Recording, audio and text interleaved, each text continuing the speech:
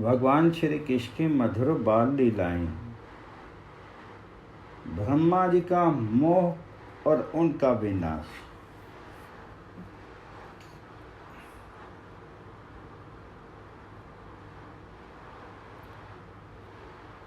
सब ग्वालों का रोते हुए वहां से चले। गदगद कंठ हो गया उनका, वे कुछ बोल नहीं सके। आंखों से आंसू झरने लगे और बार बार घूम घूम करके जरा देख लें श्याम सुंदर की ओर, बछड़ों की ओर। इस प्रकार सब लौटे। अब दाऊ जी ने ये सब चीजें आज अपनी आंखों से देख ली। देखते तो रोज ही थे इस प्रकार की, पर रोज उनकी आंखें इस तरफ गई नहीं। आज दाऊ जी की आंखें इस तरफ गई। आज दाऊ की आंखें गई तो उन्होंने देखा कि ये क्या बात है। ये सब चीजें अनन्य आंखों से देखी तो झांकी उनकी कैसी थी। आज एक बड़ा सुंदर कदम का वृक्ष था रहा। बछड़े सब चल रहे थे। गाय ऊपर से आई। बछड़ों ने दुग्ध पान किया। ग्वाले आए। उन सब ने अपने अपने बच्चों को उठाया, स्नेह दान दिया, स्नेह रस पान किया। कैसे गाय दौड़ी, कैसे क्या हुआ ये सब, पर देखा किस रूप में खड़े रह करके। वहां बड़ी सुंदर कदम की छाया रही। कदम के नीचे उस छाया में श्याम सुंदर खड़े और उनके दाहिने कंधे पर अपनी भुजा टेके दाऊ जी खड़े। ये राम बलराम की झांकी। श्री कृष्ण तो कुछ भी बोले नहीं, चुपचाप वह मुस्कुराते। मुस्कुराहट तो उनकी नित्य की सामग्री है, ये कोई नई चीज नहीं है।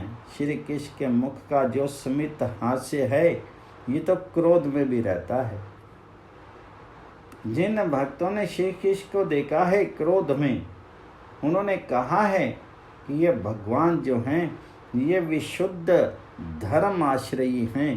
क्रोध के काल में भी उनमें क्षमा रहती है, और जब इनकी आंखें लाल होती हैं तब भी इनकी आंखों से प्रेम रस बहता है। जब इनके अधरों का क्रोध आता है और क्रोध से अधर भड़कते हैं, उस समय इनके अधरों पर स्मित हास्य भी रहता है। उस समय स्मित हास्य रहा और ये अपने खड़े खड़े मधुर मधुर हंस रहे, मन ही मन देख रहे कि आज बड़ी लीला हो रही है। आज देखो दाऊ जी की क्या दशा हो रही है। दाऊ जी ने ये सब लीलाएं देखी। दाऊ जी के मन में आया कि ये तो बड़ी अद्भुत बात है। ये देखा कि गुस्से में भरे आए थे, नीचे उतरे। उस वक्त तक गोपों के आंखों में गुस्सा था, और नीचे उतरते ही इन बच्चों को देख करके सारा गुस्सा इनका नष्ट हो गया और प्रेम बढ़ गया। गायों की ये दशा। छोटे बछड़ों पर तो गाय प्रेम किया करती हैं, पर छोटे बछड़े तो तमाम अपने घर पर है। इन बछड़ों को तो ये कभी भी छोड़ चुकी। ये तो दुग्ध पीना भी छोड़ चुके। अब इनके मन में इस प्रकार का जो भाव आया, ये क्या बात है। अब इनके मन में संदेह आ गया। अभी तक ऐश्वर्य शक्ति इनकी अप्रकट है। इनके मन में संदेह आ गया कि भाई बात क्या है, ये इस प्रकार से क्यों हुआ और ये नई चीज हो कैसे गई। ये कुछ भी निश्चय नहीं कर पाए। तब अब मन में कई प्रकार के संकल्प विकल्प आए। संकल्प विकल्प करने वाला मन है और निश्चय करने वाली बुद्धि। अब वे मन ही मन सोचने लगे कि जगत में धन, पुत्र, स्त्री, स्वामी सभी के हैं और सब लोग उनसे प्रेम करते हैं, इनमें कोई संदेह नहीं है। परंतु वह प्रेम करते हैं सब अपने लिए। जगत का जो प्रेम है, ये प्रेम उनके लिए नहीं है।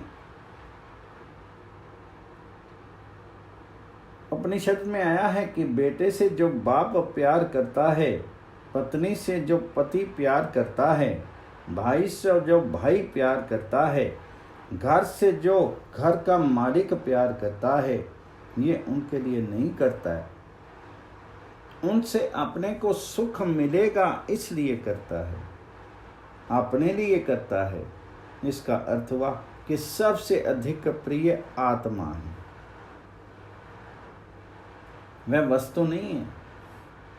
आत्मा के लिए ही सबसे प्रेम होता है। प्रेम के पात्र कोई भी हों, परंतु उनके सुख के लिए कोई प्रेम नहीं करता। प्रेम करता है आत्मा के लिए और आत्मा की तृप्ति के लिए। आत्मा का अनादर करके जहाँ आत्मा को अपने को दुख मिलता हो, वहाँ लोग प्रेम करना छोड़ देते। भाई भाई को छोड़ देता है, पिता पुत्र को छोड़ देता है, पुत्र पिता को छोड़ देते हैं, पति पत्नी को छोड़ देती है। ऐसा क्यों? जब अपने सुख की आस नहीं रही तब लड़ते हैं क्यों आपस में? मुकदमे क्यों होते हैं? मारपीट क्यों होती है? विद्रोह क्यों होता है? इसलिए होता है कि उनसे अपने को आशा नहीं रही, अपना सुख उनमें नहीं रहा और कहीं दुख की भावना हो गई, तो मामूली मामूली वस्तुओं को ही लेकर के झगड़ पड़ते हैं, मारपीट खून खराबा हो जाता है। आत्मा का अनादर करके कोई भी किसी से प्रेम नहीं करता। जगत का प्रेम तो अपने स्वार्थ के लिए होता है, प्रेम होता है आत्मा से। और ये श्री कृष्ण जो हैं, ये आत्मा के आत्मा हैं और फिर ये इनके पास हैं। तब फिर इनसे प्रेम ना करके ये बछड़ों से प्रेम करें। जिनका मन भगवान में लग जाए, उनका क्या कभी फिर भोगों में लग सकता है? जिसको उस स्वाद की जरा सी मिठास लग जाए, फिर क्या वह कभी जगत के भोगों की ओर जा नहीं सकता। जिनका संबंध भगवान से नहीं हुआ, उन्हीं में ये भोगों की ओर मन जाने की वृत्ति होती है। पर जिनका मन भगवान जी में लग गया, फिर उनका मन विषयों की ओर जाए, ये संभव ही नहीं। लेकिन ये तो जा रहा है।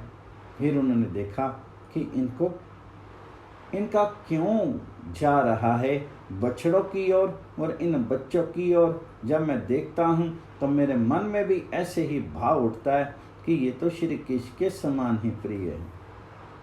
ये भोगों में कैसी प्रियता आ गई। अब तक तो हमने ये देखा कि अपने बच्चों का तो ये अनादर कर देते थे। श्री कृष्ण सामने दिखने पर गाय बछड़ों को दूध पिलाना बंद कर देती थी। बछड़े दूध पीना बंद करके श्री कृष्ण की ओर देखने लगते थे। गोपी माताओं की ओर बड़ी विचित्र अवस्था थी। ये तो घर जाना ही नहीं चाहती थी, श्री कृष्ण तो देखते रहना चाहती, इतना इनका भाव था। पर आज ये क्या बात हो गई? आज तक बड़ी अद्भुत बात होगी कि श्री कृष्ण जिनको इन्होंने अपने पुत्र से बढ़ करके माना, सामने हैं।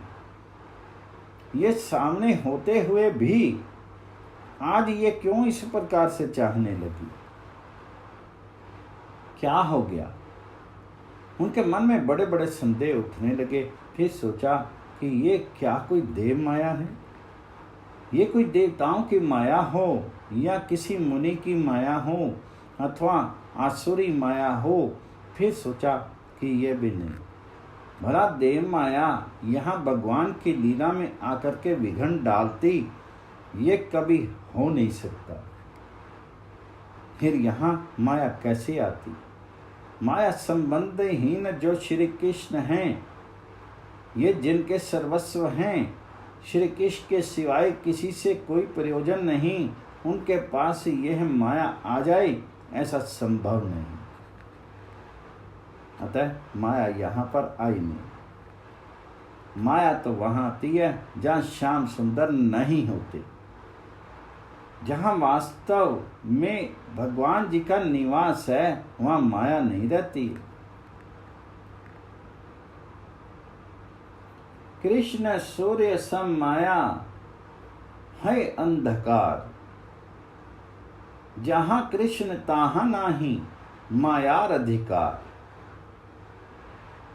जहाँ कृष्ण है वहाँ माया नहीं आ सकती। फिर सोचा कि ब्रजवासियों के उपास्य देवता जो हैं वे भगवान नारायण हैं। कहीं नारायण के मन में आ गई हो कि ब्रजवासियों का प्रेम और ब्रजवासियों की सेवा हम भी प्राप्त करें, इसलिए कहीं देवता ही कहीं ये नारायण ही बछड़े बन करके आ गए हों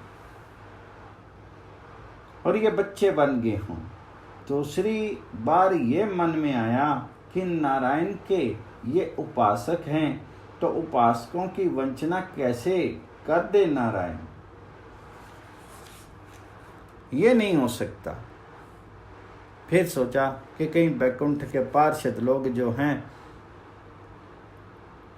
विश्व के सैनक आदि करुड़ आदि, ये कहीं इन ब्रज बालाओं और बछड़ों का सौभाग्य देख करके इनके मन में सप्रिया जाग उठी हो और कहीं ये आगे हों। फिर बोले ये भी नहीं, ये तो सारे के सारे वैष्णव चूड़ामणि हैं, बड़े भक्त हैं, ये ऐसा व्यवहार कर नहीं सकते। पुनः सोचा कि कहीं योगियों के मन में आ गया हो, जो सिद्ध योगी हैं वे श्री कृष्ण का संग नहीं पाते, वे तो अपने अंतर हृदय में भगवान जी की ज्योति मात्र देख पाते हैं, इसी में वह इतिश्री मानते हैं अपने साधन की।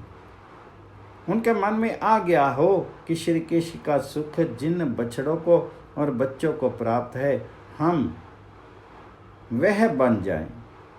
अब समझ में आया कि नहीं, यह भी नहीं हो सकता, क्योंकि योगी लोग जिनका निरंतर ध्यान करते हैं, उनके जो ध्येय जो साध्य हैं, उनके साथ ऐसा व्यवहार करें, ये भी संभव नहीं।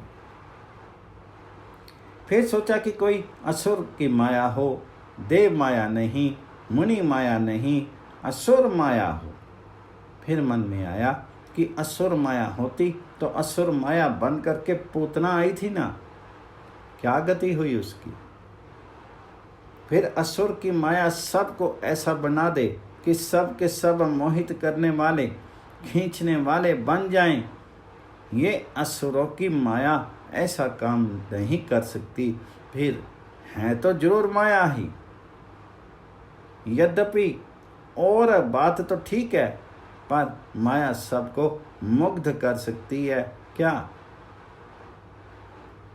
अपने स्वरूप पर ध्यान गया, मुझको कोई माया मुग्ध करे, कोई सी भी माया, ये संभव नहीं है। किस माया में इतनी ताकत है कि मुझको, मैं जो श्री कृष्ण आश्रित हूँ, उनको मुग्ध कर दे, ऐसी कोई माया नहीं। फिर मन में आया कि एक माया तो ऐसी है, और वह श्याम सुंदर की माया है। मैं मुझे मुग्ध क्या करे, उस माया में तो मैं सदा ही मुग्ध हूँ, सदा ही माया मुग्ध हूँ।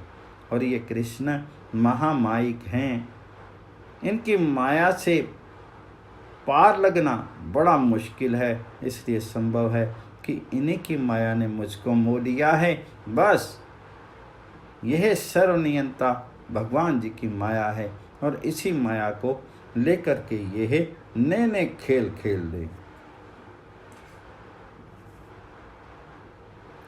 दाव जी ने सोचा कि माया मुक्त तो कर सकती है, ये बात तो ठीक है, वह मेरे प्रेम में ये अंतर कैसे आ गया। माया मुग्ध तो कर दे, लेकिन कृष्ण श्री कृष्ण के सिवाय दूसरे की ओर मेरा मन जाए कैसे। मैं पहचान ना सकूं बच्चों को और बछड़ों को कि ये कौन है। मैं मुग्ध हो जाऊं, पर मेरा मन श्री कृष्ण को छोड़ करके दूसरे की ओर कभी भी जाए, ये नहीं हो सकता। मैं श्री कृष्ण की माया से मुक्त हो सकता हूँ, परंतु श्री कृष्ण को छोड़ करके दूसरे की ओर मेरा मन जाए ये संभव नहीं। इसलिए श्री कृष्ण की माया भी मुझ पर असर करने वाली नहीं है, ये कोई माया नहीं है। बलराम जी ने अब तक तो सोचा कि ये कोई माया है, देव माया है, नारायण माया है, ऋषि माया है, योगी माया है, असुर माया है या श्री कृष्ण की माया है। परंतु अब सोच रहे हैं कि ये माया नहीं है, ये तो माया का कार्य नहीं होता, उसका कार्य तो अलग है। अब जब इस प्रकार की भावना हुई तो श्री कृष्ण के चरणों में उनकी प्रगाढ़ रति जागृत हो गई कि फिर अब ये श्री कृष्ण ही बता दें। जहाँ इस प्रकार के मन में भावना हुई, मन श्री कृष्ण के चरणों में गया, अपने सोचने विचारने निश्चय करने की बुद्धि को अलग रख दिया, तब भगवान श्याम सुंदर की लीला से उसकी सर्वविदिता शक्ति जाग उठी। अब उन्होंने श्री कृष्ण की ओर देखा एक बार, पर बछड़ों की ओर देखा दूसरी बार, तब उनकी आंखें खुली खुली रह गई। देखा कि ये तो सब श्री कृष्ण हैं, दूसरा कोई है ही नहीं, माया नहीं है, ये तो सबके सब श्याम सुंदर हैं, दूसरा कोई है ही नहीं। अब वह देखने लगे, चारों तरफ देखें, लकड़ी को देखें तो लकड़ी वही, सिंगार वही, बंसरी श्री कृष्ण, कपड़े श्री कृष्ण, उनके पैरों के जूते श्री कृष्ण, उनका सारा श्रृंगार कृष्ण, उनका वेशभूषा, भाषा, चाल चलन सब कुछ भी दिखाई दिया। चारों ओर वह सब श्री कृष्ण दिखाई दिए तो आंखों में प्रेम के आंसू आ गए। श्री कृष्ण को लिपटा लिया। अब तक तो कंधे पर हाथ दिए रखे थे, खड़े थे, परंतु अब उनको हृदय से लगा लिया और आंखों से झरझर प्रेम के आंसू बहने लगे। कुछ देर तक तो बोल नहीं सके, चुपचाप उनकी ओर देखते रहे और हृदय में आनंद भर गया कि देखो ना, क्या इनकी लीला है कि ये स्वयं सब कुछ बन गए हैं। ये सब क्या हो गया है। अपर न माया प्रबल असी, भो कहाँ भोई कराई। ये माया श्री कृष्ण की असमो मन ठहराई। ये आया पहले फिर बात भी कही, अस बिचारी बलराम ज्ञान, दृष्टि देखी तभी कृष्ण देव सब ठाम बछरा, वत्सप आपू हरि। दाव जी को ये सब दिखा। ये ब्रज बालक वे तो नाही, पाछे हुते जो या ब्रज माई। अब तो नाम दाम दल अंबर, बेनु विशान बैत बल कंबर। कंकन किंकनी भूषण जित्ते, मोहि श्री कृष्ण अमासत चित्ते। बलदेव जी ने ये देख लिया कि ये ब्रज बालक वह तो नहीं हैं। अब ये ब्रज बालक, इनके शरीर, इनके नाम, इनके हाथ की रस्सियाँ, ये पत्ते, ये कपड़े, ये बंसरी, ये सिंघा, ये बैत, इनकी ये कंबलें, इनके शरीर पर बल करके इनके गहने, करधनी और कड़े हाथ के भूषण, ये फूल पुष्प पत्ते जो लगाए हुए हैं, ये सब के सब श्री कृष्ण हैं। उन्होंने आलिंगन कर लिया, प्रेम अश्रु बहने लगे और साथ ही स्मित हास्य आ गया, मुस्कुराहट आ गई दाऊ जी के मुंह पर। और फिर उनके साथ वहाँ भक्ति भी रही, प्रेम भी रहा और बहुत से भावों का सम्मिश्रण हो गया एक साथ। इनमें एक ही साथ विनय भी, स्नेह भी, मधुर व्यंग भी, परिहास भी, अपार स्नेह भी, महान आदर भी और प्रणय रोष भी, इन्हें भावों को साथ लेकर दाऊ जी बोले, भैया कृष्ण है मेरे भैया, सर्वेश्वर सर्वलोक महेश्वर प्रभु दिवेश्वर, सुनो और देखो, ये बछड़े और ये गोप शिशु के रूप में ना तो कोई पार्षद हैं और ना ही कोई ऋषि हैं, ये तुम ही असंख्य रूप धारण कर रखे हो। दिखते हैं यहाँ पर बछड़े, दिखते हैं बालक और दिखते हैं उनसे संबंधित सारे पदार्थ, पत्ते दिखते हैं, फल दिखते हैं, फूल दिखते हैं, कपड़े दिखते हैं, श्रृंगार दिखता है, लेकिन भैया हो तुम ही। मुझे अब दिख रहा है कि असंख्य रूपों में तुम ही मूर्त हो। भैया बताओ क्यों बन गया ऐसा, ये ऐसे कैसे हो गया, बताओ क्यों बन गए ऐसा। तुम महेश्वर हो, तुम सबके स्वामी हो, पर ये दिखने वाले बछड़े, ये गोप बालक, ये श्रृंग वेणु बैंत छींके इत्यादि, इन सब रूपों में तुम क्यों प्रकट हो गए, मुझे आज तक पता ही नहीं लगा। बड़ी नम्र वाणी व्यंग वाणी में बोले, मुझसे ही छिपाया, मुझको भी नहीं मालूम होने दिया, अकेले अकेले इतना काम कर बैठे, कब से ऐसा कर रहे हो कि नहीं यार, और क्यों कर रहे हो, तुम तो देवता ही नहीं देवताओं के भी स्वामी हो, और यहाँ बछड़े बन गए और ये ग्वालों के बच्चे बन गए, मालूम होता है कि तुम्हारा पेट भरता नहीं। एक यशोदा मैया का दुग्ध पान करते करते तुम भैया घाते नहीं, इसलिए ब्रज की सारी माताओं का दूध पीने का तुमने विचार किया। भाई एक रूप होकर के एक के दूध पीने से काम नहीं चलता। अरे भैया ये माताओं के दूध से भी तुम्हारा मन नहीं भरा, तुम तो गायों के बछड़े बन गए, गायों का भी सबका दूध अपने ही पीने लगे, उन बेचारे बछड़ों को कहाँ फेंक दिया, तुम्हारा कुछ पता नहीं, और तुम तो भैया बड़े चतुर निकले।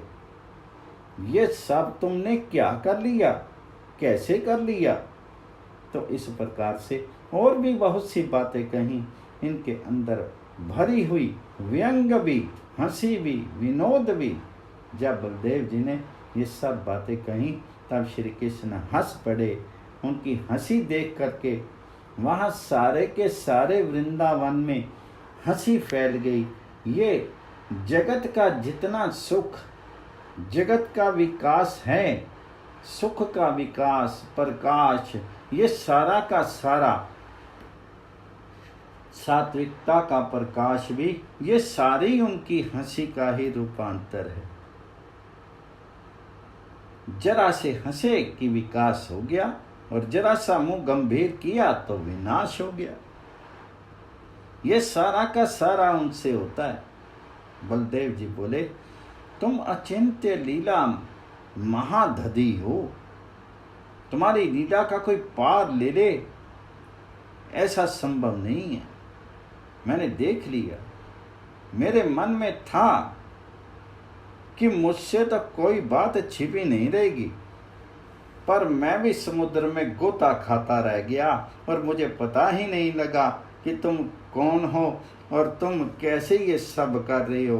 भगवान जी ने हंस करके अब बता दिया उनको और कहा, भैया ऐसी बात है, तुम अब सकल मोहि मोहि भासत, तब गति अगम वेद इमि भागवत, मोहि बुद्धि ब्रह्म कही ये साथी, सब में तुम ऐसी मति राची। तब हरि कंज सुवन कृत भाखे, बल सो कछु दुराव नहीं राखे।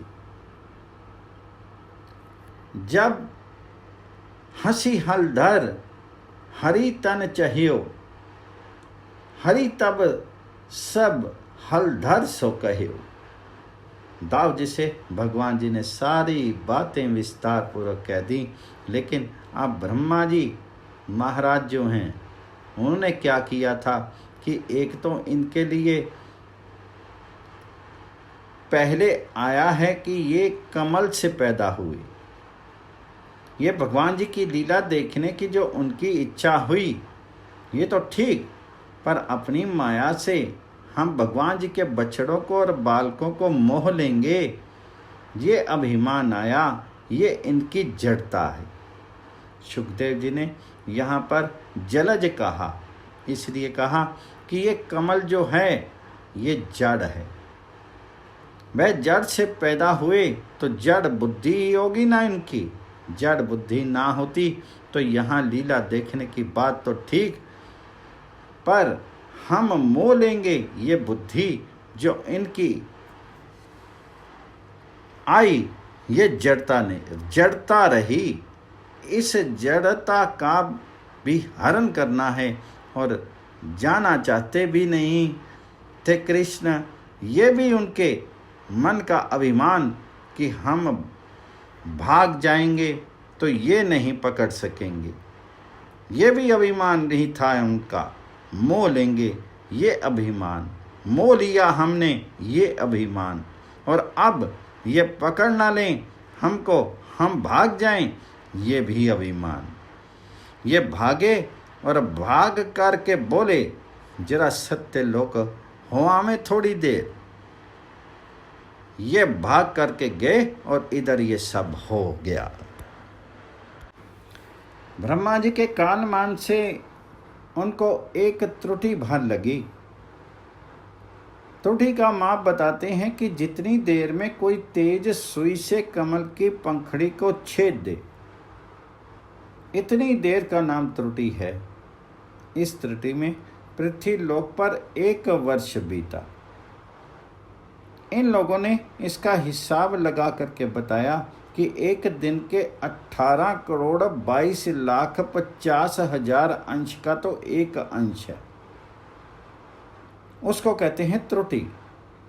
हिसाब बताते हैं कि काल का जो सूक्ष्म अंश है उसे कहते हैं परमाणु, और परमाणुओं के काल का नाम है अणु, और 3 अणुओं का नाम त्रसेनु, और 3 त्रसेनु का नाम है एक त्रुटि।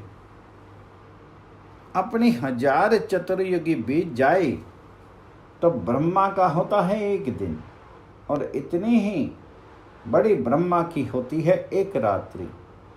हिसाब लगाइए, 4,32,000 वर्ष का होता है कलयुग, और इससे दूना द्वापर, और इससे तिगुना त्रेता, और इससे चौगुना सतयुग।